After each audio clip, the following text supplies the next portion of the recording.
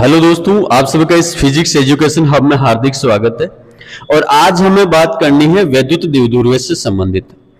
साथ ही हम जानेंगे इसी के अंदर कि वैद्युत द्विध्रुव आघूर्ण क्या होता है, उसकी परिभाषा हो गया, मात्रक हो गया, कैसी राशि होती है। उसके बाद में हम देखेंगे कि जो वैद्युत द्विध्रुव होता है तो उस वैद्युत द्विध्रुव के कारण अक्षीय और निरक्षीय स्थिति पे विद्युत क्षेत्र की तीव्रता ज्ञात करनी, जो हमारे लिए आज के इस वीडियो के लिए जो हमारा एक इंपॉर्टेंट टॉपिक रहेगा कि अक्षीय और निरक्षीय स्थिति पर विद्युत क्षेत्र की तीव्रता ज्ञात करनी और किसके कारण, वैद्युत द्विध्रुव के कारण।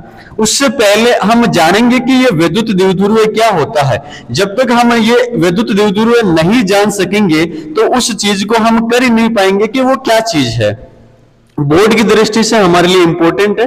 तो इधर देखो, इससे पहले एक छोटी सी बात मैं बता देता हूं कि इससे पहले हमारे दो वीडियो आए हुए हैं, एक तो आवेश से संबंधित, तो एक आया हुआ है विद्युत क्षेत्र से संबंधित। तो आप जाके उन्हें भी देख सकते हो। बोर्ड की दृष्टि से इंपॉर्टेंट चीजें बताई हुई है।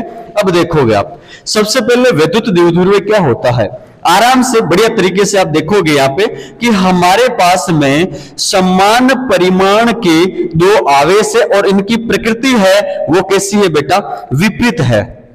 और इनके मध्य की अल्पतम दूरी होती है, इसको कहा जाता है वैद्युत द्विध्रुव।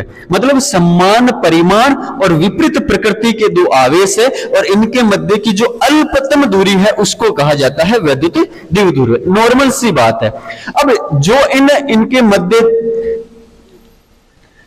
दो हमने लिए हैं समान परिमाण और विपरीत प्रकृति के आवेश लिए हैं, उनके मध्य बिंदु को कहा जाता है द्विध्रुव केंद्र, ओ कहा जाता है।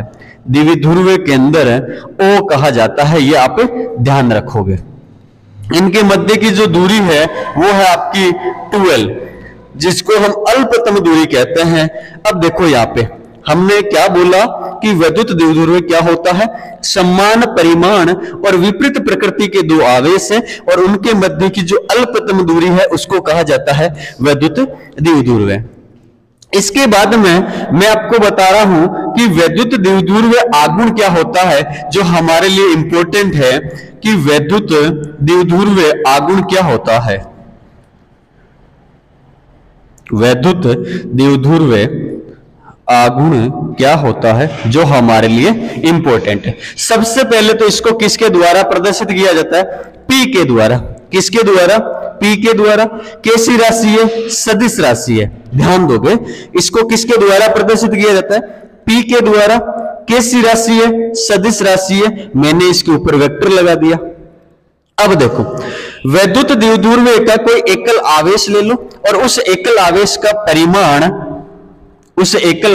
परिमाण और इस अल्पतम दूरी के गुणनफल को क्या कहा जाता है, वैद्युत द्विध्रुव आघूर्ण कहा जाता है। देखो मैंने क्या बोला कि वैद्युत द्विध्रुव का कोई एकल आवेश, ये आपके पास Q, और इस अल्पतम दूरी जो आप ले रहे हो इसके गुणनफल को क्या कहा जाता है, वैद्युत द्विध्रुव आघूर्ण कहा जाता है। और मैंने क्या बोला कि ये कैसी राशि होती है, सदिश राशि होती है। दूसरी बात मैंने क्या बताई कि ये सदिश राशि होती है। अगर मात्रक भी देखोगे तो मात्रक क्या होता है इसका, इस आवेश का मात्रक क्या होता है, कूलाम होता है। और इस लंबाई का मात्रक क्या होता है, मीटर होता है। तो इसका मात्रक क्या हो गया, कूलाम इंटू मीटर हो गया। क्या हो गया, कूलाम इंटू मीटर। अगर आप इसकी विमा भी बताना चाहते हो तो आवेश की विमा क्या हो जाएगी, A1 और T1 हो जाएगी, या T1 A1 और लंबाई की विमा होती है L1। तो इसकी विमा क्या हो जाएगी, M0 L1 T1 और A1 इसकी विमा होगी। वैद्युत द्विध्रुव आघूर्ण की विमा हमारे पास में, मात्रक हमारे पास में, सूत्र हमारे पास में, सदिश राशि है।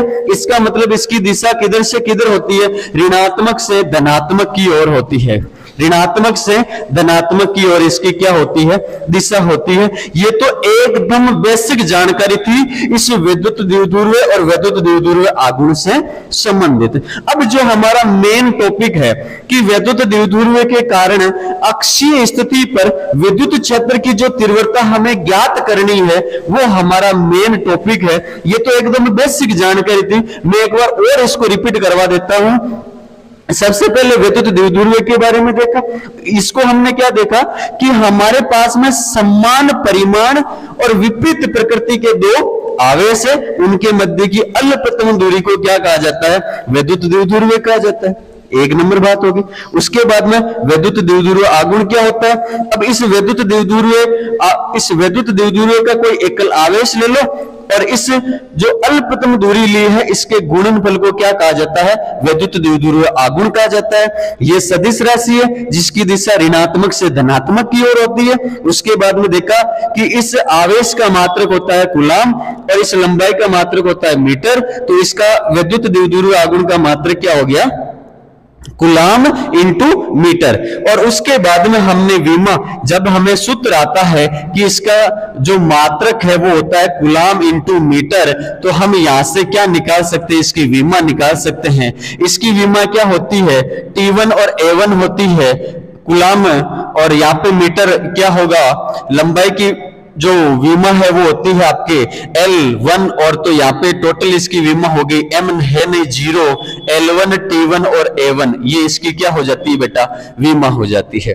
अब देखो आगे हम देखते हैं